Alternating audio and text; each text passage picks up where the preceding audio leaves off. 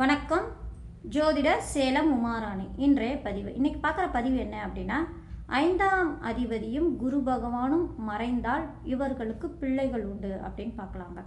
இப்போ என்ன காரணம் இதை சொல்கிறேன் அப்படின்னா, இப்போ பொதுவாக நம்ம ஜோதிட சாஸ்திரம் என்ன சொல்லுது அப்படின்னா, 5ஆம் இடம் அப்படின்னு எடுத்துக்கிட்டாங்கன்னா புத்திரஸ்தானம். அந்த ஸ்தானாதிபதியும் புத்திரஸ்தானாதிபதி ஆவார். இப்போ பிள்ளைகளுடைய காரகர், அதாவது புத்திர காரகர் அப்படின்னு எடுத்துக்கிட்டாங்கன்னா குரு பகவான் ஆவார். இந்த ஸ்தானாதிபதியும் அந்த காரகரும் இணைந்து அந்த லக்னத்துக்கு 8ஆம் இடத்துலையோ 12ஆம் இடத்துலையோ போய் உட்காந்துருந்தாங்க அப்படின்னா இவங்களுக்கு பிள்ளைகள் இல்லை, புத்திர பாக்கியம் இவங்களுக்கு கிடையாது அப்படின்னு நம் ஜோதிட சாஸ்திரம் சொல்லுது. இது நம்ம பொதுவாக நம் ஜோதிட சாஸ்திரத்தை சொல்லக்கூடிய அமைப்பு. ஆனால் அந்த ஜோதிட சாஸ்திரத்தில் விதி அப்படின்னு ஒன்று கொடுத்தா விதி விலக்கெல்லாம் உண்டுங்க. இந்த மாதிரி கிரக அமைப்பு இருக்கிறவங்களுக்கும் பிள்ளைகள்லாம் இருக்குது, சரிங்களா? அதுனா விதி விலக்குகளை வந்துடும். அந்த விதி விலக்குகள்லாம் என்ன அப்படின்னு, ஏன்னா மறைவு ஸ்தானத்தில் போய் புத்திரஸ்தானமும் அதாவது புத்திரஸ்தானாதிபதியும் புத்திர காரகனும் போய் மறைவு இடங்களில் இருந்தால் மட்டுமே பிள்ளைகள் இல்லை அப்படிங்கலங்க. இந்த மறைவு ஸ்தானங்களில் இருந்தாலும் அவங்களுக்கு பிள்ளைகள்லாம் உண்டு. விதின்னு ஒன்று இருந்தால் விதி விலக்குகள்லாம் இருக்குது இல்லைங்களா? நிறைய விதி விலக்கெல்லாம் கொடுத்துருக்காங்க, சரிங்களா? இப்போ நம்ம எடுத்த உடனே இந்த ஸ்தானாதிபதி காரகர்லாம் போய் மறைஞ்சிட்டாரு, அதனாலேயே உங்களுக்கு பிள்ளைகள் இல்லை அப்படின்னு நம்ம முடிவெடுக்கக்கூடாது. அப்படிங்கிறதுனால அந்த விதி விலக்குகள்லாம் நிறைய கொடுத்துருக்காங்க. அப்படிங்கிறதுனால அந்த விதி விலக்குகள்லாம் என்ன அப்படின்னு இந்த பதிவில் நான் சொல்கிறேன், சரிங்களா? இப்போ காரகரான குரு பகவானும் ஸ்தானாதிபதியான 5ஆம் இடத்து அதிபதியும் இணைந்து 8ஆம் இடத்துலையோ அல்லது 12ஆம் இடத்துலையோ போய் மறைந்து இருக்காங்க அப்படின்னா அவங்களுக்கு பிள்ளைகள் உண்டு. அப்படின்னா இன்னும் என்ன மாதிரி கிரக அமைப்பு இருந்தால் அந்த விதியில விதி விலக்கெல்லாம் வருது அப்படின்னா, இப்போ 8ஆம் இடத்துலையோ 12ஆம் இடத்துலையோ அல்லது 6ஆம் இடத்துல இருந்தாலும் சரி, 6, 8, 12ஆம் இடம் மறைவு ஸ்தானம் இல்லைங்களா? இந்த மாதிரி மறைவு ஸ்தானத்தில் இந்த காரகரும் ஸ்தானாதிபதியும் போய் மறைந்திருந்தால் அது பிள்ளைகள் உண்டு. அப்படின்னா அது என்ன மாதிரி அமைப்பு அப்படின்னா, அந்த ஸ்தானாதிபதி எந்த நிலையில் இருக்காங்கன்னு பாருங்கள், சரிங்களா? அந்த மறைந்து இருந்தாலும் அந்த ஸ்தானாதிபதிகள் அவங்களுடைய ஆட்சியாகவோ அல்லது உச்சமாகவோ அல்லது அந்த ஸ்தானத்தை பலம் பெற்று நின்று பார்த்தாலோ சரிங்க, அவங்களுக்கு பிள்ளைகள் உண்டு. சரி, ஏன்னா காரகரும் ஸ்தானாதிபதியும் போய் நின்ற ஸ்தானாதிபதி பலமாக இருந்தால் ஏதாவது ஒரு தடை தாமதம் ஏற்படுத்தி கொஞ்சம் லேட்டாகியாவது பிள்ளைகள் உண்டு அப்படின்னு நம்ம எடுத்துக்கலாம், சரிங்களா? இதுதாங்க விதியிலிருந்து விதி விலக்குகளில் ஒரு அமைப்பு, சரிங்களா? அந்த ஸ்தானாதிபதி வலுவாக இருந்தாலே இந்த காரகரும் இந்த ஸ்தான அதிபதியும் போய் மறைந்திருந்தாலும் இந்த விதியிலிருந்து விதி விலக்காகி அவங்களுக்கு பிள்ளைகள் உண்டு அப்படின்னு நம்ம எடுத்துக்கலாம், சரிங்களா? அடுத்தது இந்த மாதிரி மறைந்து இருக்காங்க அப்படின்னா அந்த ஸ்தானாதிபதிகள் ஏதாவது ஒரு மறைமுகமாவது வலுவாக இருக்கணுங்க.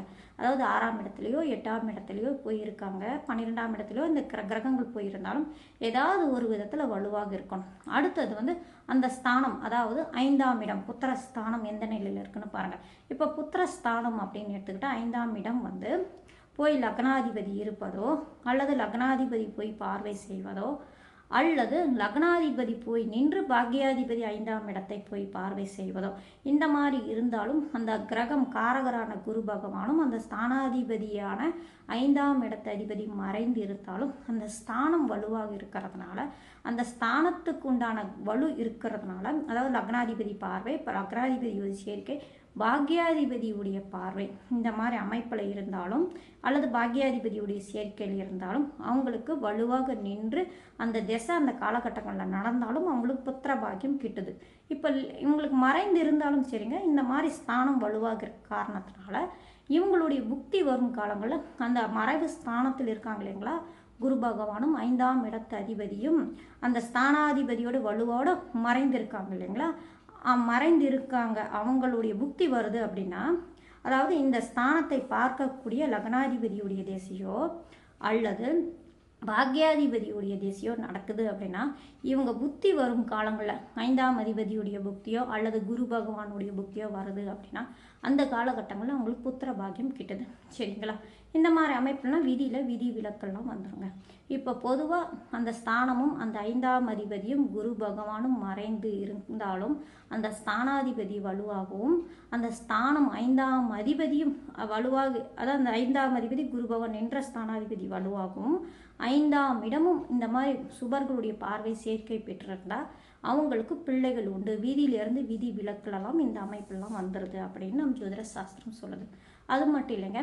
இப்போ 5ஆம் இடத்தை குரு, அதாவது 5ஆம் இடத்தை வந்து லக்னாதிபதி பார்வை இல்லை, அல்லது 9ஆம் அதிபதியுடைய பார்வை இல்லை, அல்லது லக்னாதிபதியுடைய சேர்க்கையும் இல்லை, 9ஆம் அதிபதியுடைய சேர்க்கையும் இல்லை அப்படின்னாலும் அவங்களுக்கு பாருங்கள், அவங்களுக்கும் பிள்ளைகள் உண்டு. அதாவது என்னன்னா 9ஆம் அதிபதியோ அல்லது லக்னாதிபதியோ பலமாக நின்று அந்த லக்னத்துக்கு 6ஆம் இடத்துலையோ 8ஆம் இடத்துலையோ 12ஆம் இடத்துலையோ இந்த 5ஆம் அதிபதியும் குரு பகவானும் மறைந்து இருக்காங்க இல்லைங்களா, இவர்களை அந்த லக்னாதிபதியோ 9ஆம் அதிபதியோ பார்வையோ சேர்க்கையோ, அல்லது சேர்க்கையை விட பார்வை அதிகமாக, ஏன்னா இவங்க போய் மறைந்துட்டாலும் அது கொஞ்சம் பாதிப்பு கொடுத்துரும். ஆனால் லக்னாதிபதி பலமாக நின்று மறைவு ஸ்தானங்களில் இருக்கக்கூடிய 5ஆம் அதிபதியும் குரு பகவானையும் லக்னாதிபதி வலுவாக நின்று பார்த்தாலும், அல்லது பாக்யாதிபதி வந்து வலுவாக நின்று அந்த மறைவு ஸ்தானத்தில் இருக்கக்கூடிய குரு பகவானையோ அல்லது 5ஆம் அதிபதி இருக்காங்க இல்லைங்களா, அவங்க இருவரையும் இந்த 9ஆம் அதிபதியோ லக்னாதிபதியோ யாராவது ஒருவர் அவங்களை பார்வை செஞ்சிட்டாலும் சரிங்க, அவங்களுக்கும் பிள்ளைகள் உண்டு அப்படின்னு நம்ம ஜோதிட சாஸ்திரம் சொல்லுதுங்க. அது மட்டும் இல்லைங்க, அல்லது அந்த மாதிரி பார்க்கல அப்படின்னாலும் இந்த 5ஆம் அதிபதியும் குரு பகவானும் நின்ற ஸ்தானாதிபதிகளான 6ஆம் அதிபதியோ அல்லது 8ஆம் அதிபதியோ அல்லது 12ஆம் அதிபதியோ இந்த இடங்கள்ல ஏதாவது ஒரு இடங்களில் இருந்து இவங்க மறைமுகமாக வலுவாக இருக்காங்க, அதாவது 6ஆம் அதிபதி 8ஆம் அதிபதி 12ஆம் அதிபதி வலுவாக இருக்காங்க இல்லைங்களா, இவங்களோடவாது லக்னாதிபதியோ அல்லது 9ஆம் அதிபதியோ பார்வையோ சேர்க்கையோ அல்லது அந்த அதிபதிகள் சாரத்திலையோ ஏதாவது ஒரு விதத்தில் அந்த 6, 8, 12ஆம் அதிபதிகளோட லக்னாதிபதி 9ஆம் அதிபதி சம்பந்தம் ஏற்பட்டுட்டாலும் சரிங்க, ஏதாவது ஒரு அமைப்பில் அவங்களுக்கு ஒரு அந்த 5ஆம் அதிபதியும் குரு பகவானுக்கும் ஒரு வலு சேர்க்கக்கூடிய அமைப்பில் இருந்துட்டாலே போதும், அவங்களுக்கு வந்து புத்திர பாக்கியம் உண்டு. இந்த ஸ்தானாதிபதியும் குரு பகவான் காரகரும் மறைந்து இருந்தாலும் அவங்களுக்கு ஏதாவது ஒரு காரணத்தில் வலு இருக்கிறதுனால அவங்களுடைய திசா புக்தி காலங்களில் கண்டிப்பாக புத்திர பாக்கியம் உண்டு அப்படின்னு நம் ஜோதிட சாஸ்திரம் சொல்லுங்க. சரி, இது மட்டும் தானா அப்படின்னா இன்னமும் கொடுத்துருக்காங்க. என்ன அப்படின்னா, இந்த மாதிரி பாதிக்கப்பட்டு இருந்தாலும் இது தோஷம், புத்திர தோஷம் ஏற்படுத்தக்கூடிய அமைப்பு. இந்த ஸ்தானாதிபதியும் காரகரும் மறைந்திருந்தாலும் இந்த லக்னாதிபதியோ 9ஆம் அதிபதியோ இந்த கிரகங்களோடையோ அந்த ஸ்தானத்தோடையோ சம்பந்தம் பெறாமல் பாதிக்கப்பட்டிருந்தாலும் புத்திர பாக்கியம் உண்டுன்னு அப்படின்னு சொல்லியிருக்கு. அது என்ன அப்படின்னா, இந்த மாதிரி 5ஆம் அதிபதி குரு பகவானும் 6, 8, 12ஆம் இடத்துல மறைந்து அந்த ஸ்தானாதிபதியும் மறைமுகமாக வலுவாக இருக்கும் பட்சத்தில் அவங்களுடைய ஜாதகத்தில் லக்னாதிபதியோ 9ஆம் அதிபதி சம்பந்தம் எதுவும் ஏற்படாதவங்களுக்கு புத்திரபாகியம் கிட்டுது அப்படின்னு சொன்னாலும் அது என்ன மாதிரி அமைப்பு அப்படின்னா, அவங்களுடைய ஜாதகத்தில் பாருங்கள், லக்னத்துக்கு 10ஆம் அதிபதியான கர்மாதிபதி வலுத்து இருந்தாலோ அல்லது 10ஆம் அதிபதியோட செவ்வாய் பகவான் வலுப்பெற்று சம்பந்தம் பெற்றிருந்தாலோ அல்லது 10ஆம் இடத்தில் செவ்வாய் பலமாக நின்று ஒரு நல்ல அமைப்பில் நின்று இருக்கும் பட்சத்தில் அவங்களுக்கு புத்திர பாக்கியம் உண்டு அப்படின்னு நம்ம ஜோதிட சாஸ்திரம் சொல்லுதுங்க. அதாவது கர்மாதிபதி வலுத்து பலமாக நின்றிருந்தாலும் அல்லது 10ஆம் இடத்தில் செவ்வாய் பகவான் நின்று பலமாக நின்றிருந்தாலும் அவங்களுக்கு புத்திர பாக்கியம் உண்டு. ஏன்னா புத்திர தடை ஏற்படுத்தக்கூடிய கிரக அமைப்பு இருந்தாலும் அவங்களுக்கு கர்மம் செய்யக்கூடிய புத்திர பாக்கியம் கிட்ட வேண்டும் அப்படிங்கிறதுனால கர்மஸ்தானம் வலுத்திருக்கிறதுனால 10ஆம் அதிபதி வலுவாக இருக்கும் பட்சத்தில் அவங்களுக்கு புத்திர பாக்கியம் கிட்டும் அப்படின்னு நம் ஜோதிட சாஸ்திரம் சொல்லுவாங்க. இப்போ லக்னத்துக்கு 5ஆம் அதிபதியான புத்திர ஸ்தானாதிபதியும் காரகரான குரு பகவானும் 6, 8, 12ஆம் இடங்களில் இருந்தாலும் இந்த மாதிரி கிரக அமைப்பில் ஏதாவது ஒரு விதத்தில் இருக்கான்னு பாருங்க.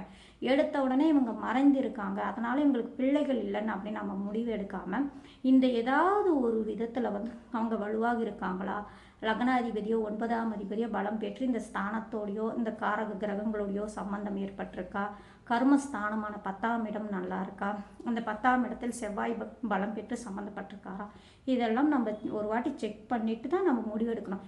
எடுத்த உடனே அந்த ஸ்தானமும் காரகமும் பாதிக்கப்பட்டிருக்காங்க, பிள்ளைகள் இல்லைன்னு அப்படி நம்ம முடிவு எடுத்தோம்னா அங்கே வந்து அவங்களுக்கு பிள்ளைகள் பிறந்திருக்கும். சரிங்களா, அது காரணம் என்னென்னா இதில் ஏதாவது ஒரு விஷயத்தில் அது மாட்டியிருக்கும்.